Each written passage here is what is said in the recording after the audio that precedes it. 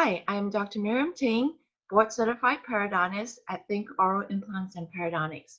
Today we have with us wealth and business coach, Mr. JT Foxx. Welcome, JT.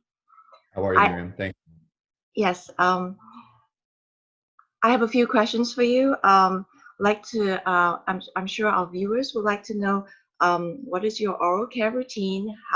Why do you think it's important?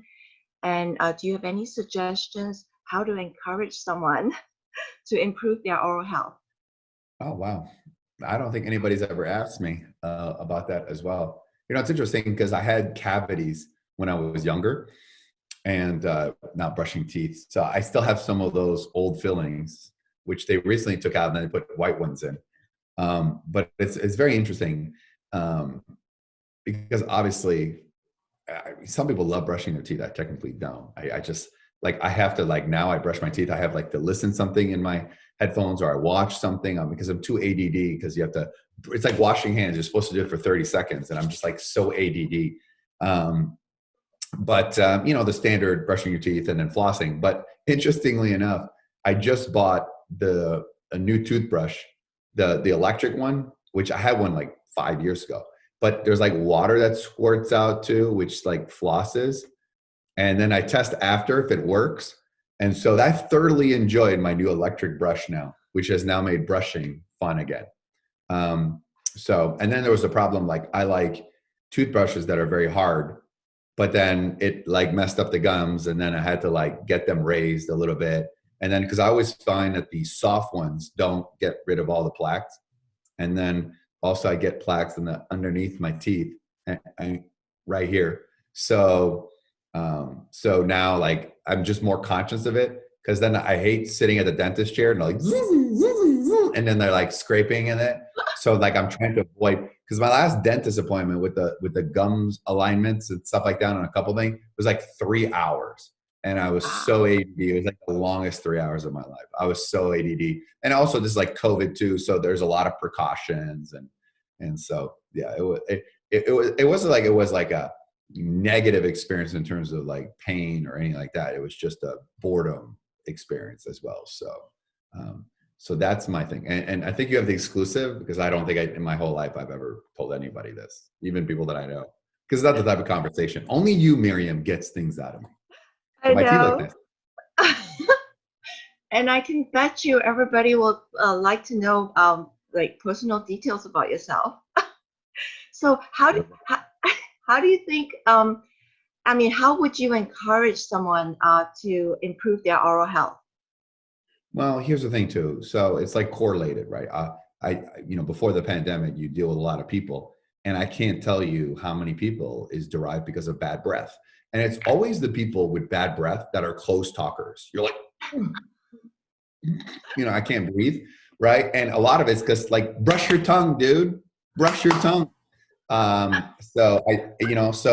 interestingly enough, we joke around, but your smile is usually the first thing people notice. And when people have crooked teeth or unclean teeth, it's just kind of a sign of how they're going to be in business, or because they can't even take care of themselves. How are they going to take care of my investments or my business? Or you could tell a lot of people. And I don't know, I just don't know.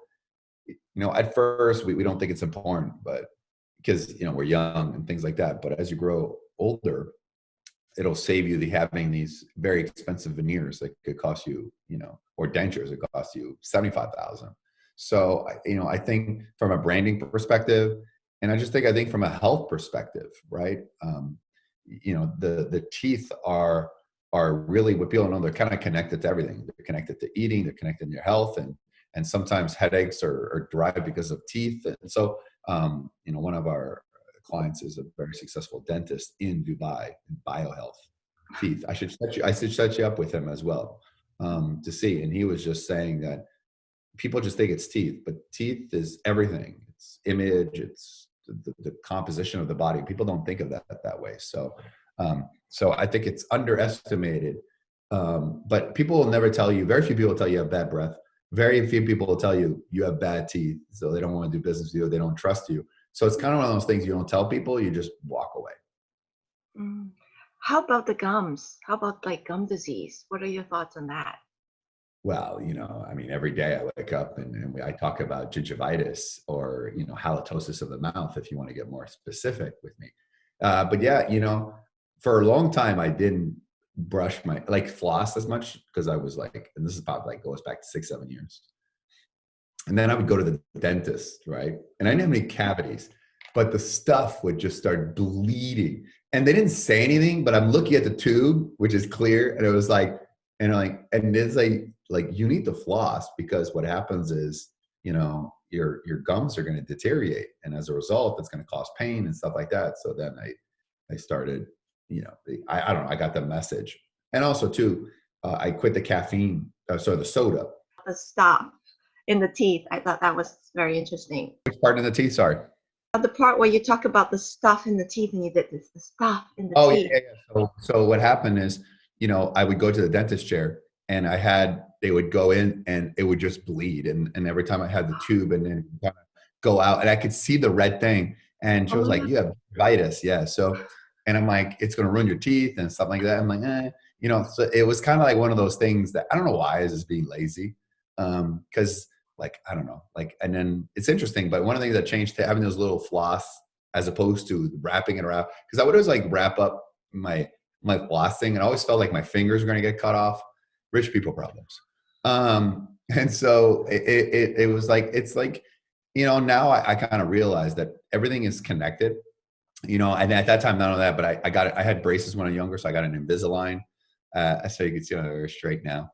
And so, and people noticed. They were like, "Oh, wow, your teeth are much better." I'm like, "What are you talking about? You know what I mean? You're much whiter, and they look healthy." And I'm like, "What do you mean I didn't look healthy before?" Like nobody. That's one of the things nobody tells you. So I think image is everything. And again, I'll come back to it. If you can't take care of your teeth, how are you going to take care of yourself, your body, your business, your life? You know what I mean? So, and I wonder if people don't take care of their teeth, they like, do they pass that on to their children? And then you create a generation of people who don't know what the hell they're doing with their teeth, right? Because if the parents are diligent about, hey, brush your teeth, floss, you know what I mean, as opposed to, ignoring. So I think you did hit a point because of for like periodontal disease, like some pathogenic bacteria is involved in that. They can actually be passed on to the children. So like if the parents have like bad gum disease, they a lot of times the kids might carry the aggressive bacteria that might cause bad gum disease for them in the future, for the kids in the future.